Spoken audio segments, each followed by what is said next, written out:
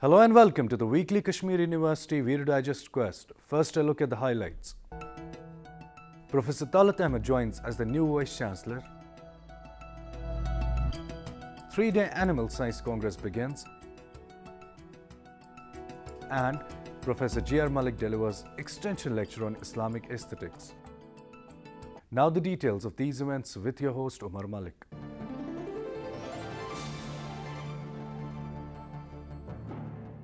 Professor Talat Ahmed joined as the new Vice-Chancellor of the University of Kashmir. He was appointed the Vice-Chancellor of the University in July for a term of 5 years. He was welcomed with the traditional guard of honor.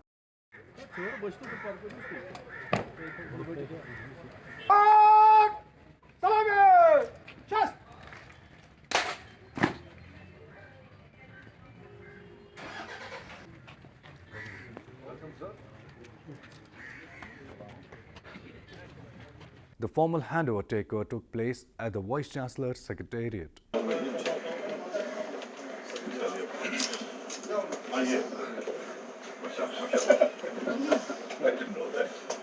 Professor Talat is a noted earth scientist. This is his second term as the Vice-Chancellor of the University of Kashmir.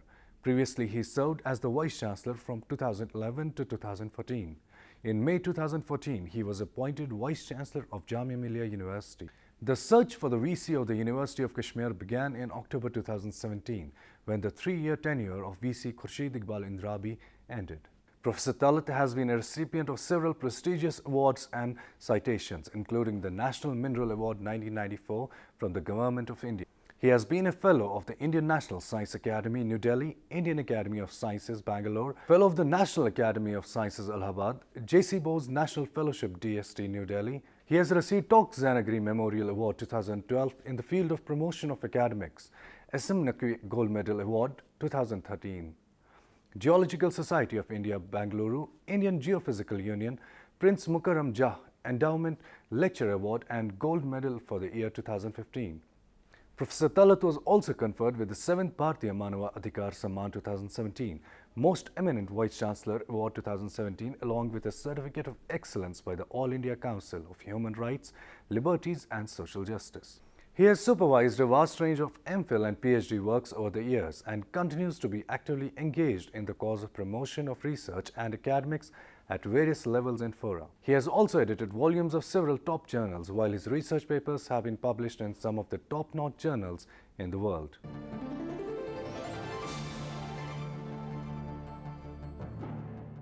A 3-day conference on Animal Science Congress Horizons in Geological Studies was held by the Department of Zoology. Head Department of Zoology, Professor Fayaz Ahmed, while welcoming the guests, said that more than 300 abstracts were received from various parts of India. Sorry, we have about 309 abstracts which have finally been screened for this very particular conference, and so 309 in fact, exact 309, and the people from 64 institutions all across the country, from Lucknow, from Aligarh, but except for Jammu and Kashmir, I am talking about other than Jammu and Kashmir, Aligarh, Meerut, Jharkhand, Haryana, Marathwada, Shimla, Bihar, Roorkee, Bangalore, Indore, Bhopal, Uttarakhand, Nainital, Delhi, Chandigarh, Chhattisgarh and Goa.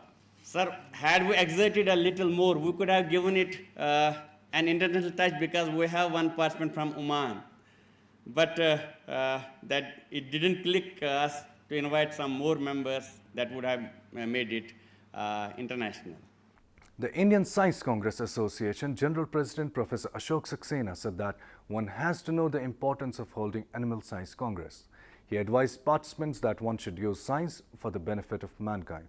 Technological improvements of medication is an essential criteria to our success in living longer, healthier lives with the least amount of pain and discomfort. Medical technological advances have produced many vaccines which have saved us from detrimental viruses, bacteria, and infectious diseases that once affected us severely and even killed us. For example, in the past, epidemics of polio were common and were greatly feared because the disease left many of its patients paralyzed for life. And even though no drug has yet been found that can kill the polio virus or control its spreads in the body. We at least have some measures to prevent polio. For instance, we can protect ourselves from polio by immunizing ourselves by using vaccines and serums. What a great sense of relief. In science, impossible does not exist. Inventions and discoveries are the products of constant endeavor by creative minds. Emphasizing over new outcomes with vivid imagination and consistent effort, the forces of the universe can be made to work for an inspired mind. Registrar Professor Khurshid Ahmed Bhatt told participants that the university has resolved that there should be at least one seminar or conference every week. At least there should be one conference or one workshop or one seminar every week in the university. And we are here to fund that. Because we have resolved that we may have a financial problem for other activities, but not for the academic activities. Academic activities will be the first preference, when it comes funding the academic activities and supporting the academic activities. We need to decide to categorize or classify the conference and seminars. And we need to actually to decide what is the basic purpose. If the basic purpose is to provide only an opportunity to the young and budding scholars to learn from their seniors, or to get an opportunity to get exposed to this kind of an activity where they will have to do the research and make the presentation. Or it is that there are certain very compelling issues which the society and the country faces, and to sit together and to debate on that and then come with a solution. President Zoological Society of India, Professor B.N. Pandey, said that life without animals is impossible. Animal और आदमी का संबंध इतना है, आपको खेती करना है तो बिना एनिमल के नहीं काम चलेगा। आपको सवारी का उपयोग करना है, चाहे बैलगाड़ी हो, चाहे घोड़ा हो, खच्चर हो, एनिमल हाथी हो, आप बिना उसके जा नहीं सकते हैं। अरे आदमी तो छोड़ दीजिए, देवता का भी काम बिना एनिमल के वाहन के नहीं चल रहा है। हमारी गॉडेस दुर्गा, उनको सिंह की सवारी चाहिए। हमारे लॉर्ड शिवा, उनको नंदी के रूप में बैल की सवारी चाहिए। कार्तिक जी को सवारी चाहिए मोर की, किसी को हंस की सवारी चाहिए, और जो का जो ये कहते हैं वो जो जमराज जब चलते हैं तो वो भैंसे की सवारी करते हैं। तो मित्रों, ये बहुत लंबी कहानी है, मैं इस पर डिटेल में नहीं जाना चाहता हूं, लेकिन सिर्फ इतना ही कहूंगा कि एनिमल का काम तो बिना मानव के चल सकता है, लेकिन मानव का काम बिना एनिमल के नहीं चल सकता है। और एक शब्द में कह सकते हैं कि एनिमल से हम रूठ नहीं सकते हैं।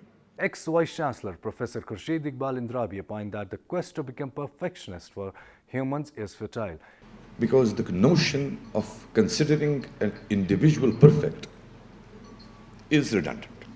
I basically have said it time and again that at best an individual is specially abled. That's why when he meets the other person, he garnishes his thought process a little better. When he meets three people, his idea becomes even more refined. And when he meets many people, he starts changing his ideas. Because when you start conversing with each other, you start realizing that this individual is slightly more articulate, the other one has good memory, the other person has good way of presentation, the other person has good way of asking questions. So all these things actually help him understand slightly better, but in a way that does not hurt his ego. So these conferences are actually the basis for getting slightly wiser from each other without ever realizing that you were not wise to begin with.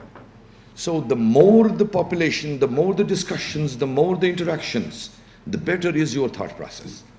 At the end of the day, I must tell you that perfection was divided by the Almighty among us all creatures. And now you have to collect the attributes of all creatures together to call it perfect.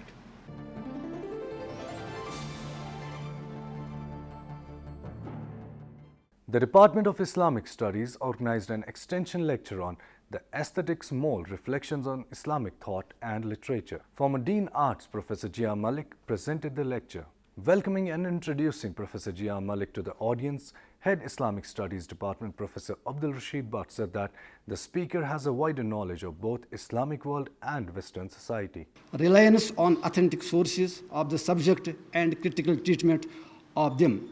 In my humble way, I think in the contemporary times, the trend of Professor Malik's scholarship and literary approach is represented by Abdul Wahid, Pakistan; Khalifa Abdul Hakim, Pakistan; Asloob Ahmad Ansari, India; Abdul Bari, India; Mustansan Mir, USA; and Suhail Umar, Pakistan.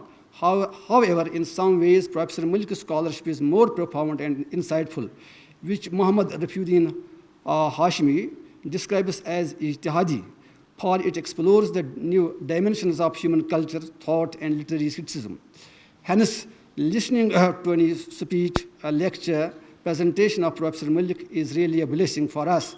Delivering the extension lecture, Professor Malik said that there are some misperceptions about the poetry in religious texts. There are certain misgivings which owe their origin in certain religious extremists with a predominantly exoteric bent of mind and over-enthusiastic social reformers whose thought, like Dr. Plato, fails to find a place for poetry. In the debate, the Quran is also cited as an advocate. However, taking a balanced view of the Quran and Sunnah, this opinion seems untenable. Ayat 224 to 227 of Surah Al-Shu'ara are considered to be decisive in this regard. Let us have a look at them.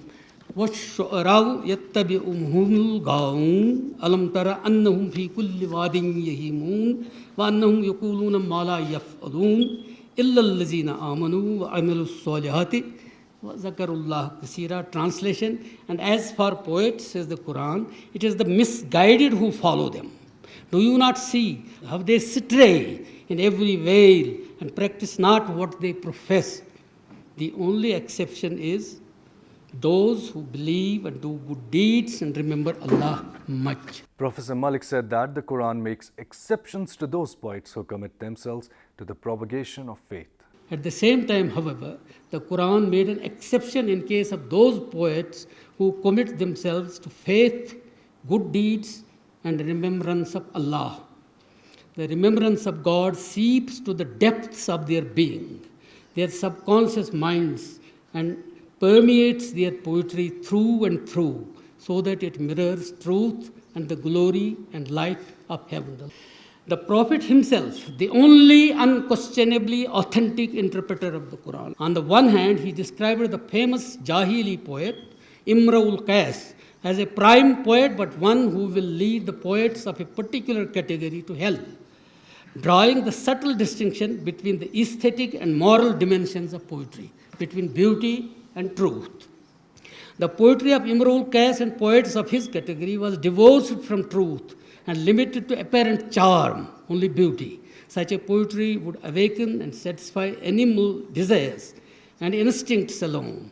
For his own poet, Hassan bin Sabit, he had a special pulpit built in the mosque, Masjidun Nabawi, and asked him to defend him from the enemies, telling him, say, this is the Prophet telling Hassan bin Sabit, Kul, for Jibreel Mak, say, and Gabriel is with you. This recalls Iqbal's verse, वो शेर की पैगाम हयात अबदी है या नगमे जिब्रील है या सूर सराफील. Expressing his views about Islam and aesthetics, Dean Research Professor Zafar Ahmed Rishi said that such lectures open up new horizons for the students and scholars of literature. Prior to his lecture, I was of this opinion that talking about Husn and Jamal in Islam is blasphemy. And at least I am relieved of that, but it is not. There is a space basically for discussing Husn and Jamal in an Islamic context as well. He started his lecture with something that he said that beauty has three facets, right? One is order, the second one is balance, and then the third one is harmony. Now, apart from these facets, the beauty may have other facets as well, or these strike my mind, that it could have a very metaphysical dimension as well. They say that beauty lies in the eyes of the beholder. I mean, you are not able to explain anything, but you still think that it is beautiful. It is not beautiful to others, but it is beautiful to you. This is a metaphysical, say, dimension of beauty. Then I believe there is a mathematician sitting around us. I believe that there is a mathematical, geometrical dimension also to beauty.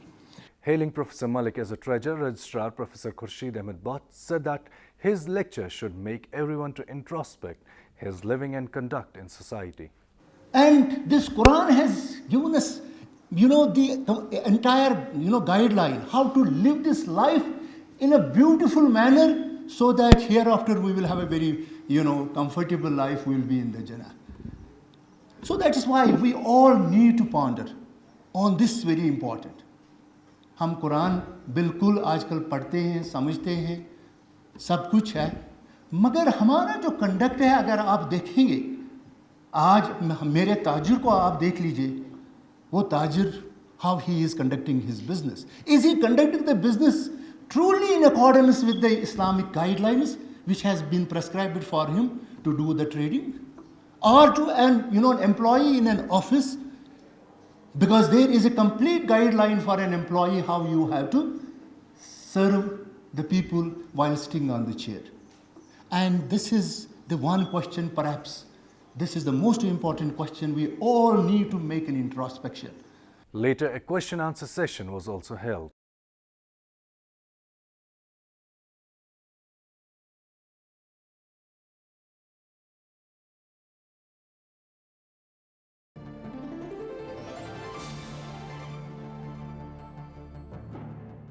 That's all for today's episode. Log on to our website ammrckashmir.com, where you can check the latest episode of The Quest. You can also watch it on our YouTube channel, that is KU Television. Do send us your valuable suggestions at our email address, that is quest@ammrckashmir.com. Before I take your leave, here are a few words of wisdom. Whenever you find yourself on the side of majority, it's time to reform or pause and reflect.